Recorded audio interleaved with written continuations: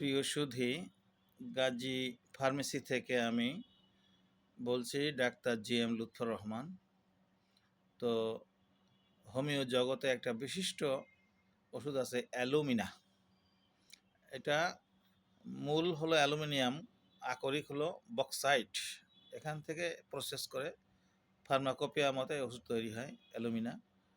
এটা বিশেষ ওষুধ, শিশু, যুবক, বৃদ্ধ, নারী সবার জন্য প্রযোজ্য।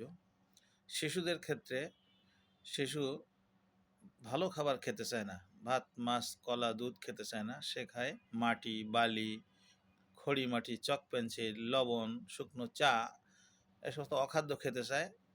খেয়ে উদরাময় হয়, পেটের পীড়া হয়, কোষ্ঠকাঠিন্য হয়। অ্যালুমিনার রোগীদের কোষ্ঠ পরিষ্কার নয়, 3 দিন, 4 দিন, 5 দিন কোষ্ঠকাঠিন্য থাকে, পেট শক্ত থাকে। হঠাৎ করে একদিন বাহ্য হয়, গুটলে গুটলে মল, আমাশা মিশ্রিত। এই তারপরে দুর্বল, শীর্ণকায় হয়, রাগী হতে পারে। তারপরে আলজিভটা প্রশস্ত হয়ে যায়, লম্বা হয়ে যায়। গলায় ঘা হয়, ক্ষত, নাসিকায় ক্ষত হয়, রক্তস্রাবও হতে পারে।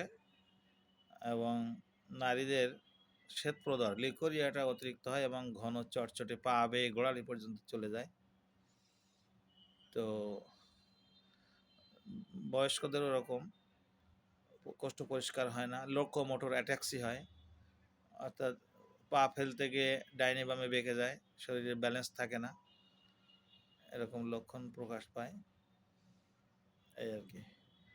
তো লক্ষণ ভেদে এবং বয়স অনুযায়ী ডোজ নির্ধারণ করা হয়। এটা আপনারা আমার সঙ্গে আলাপ করতে পারেন, ফোন দিতে পারেন।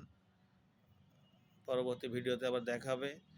দয়া করে আমাকে এইটা সাবস্ক্রাইব করবেন, লাইক, শেয়ার করবেন, কমেন্ট করবেন, কারণ আমি একটা নতুন চ্যানেল খুলেছি, বুঝতে পারছেন নিশ্চয়ই। তা আপনাদের ঐকান্তিক দোয়া এবং সহযোগিতা আমার কাম্য। ধন্যবাদ সবাইকে।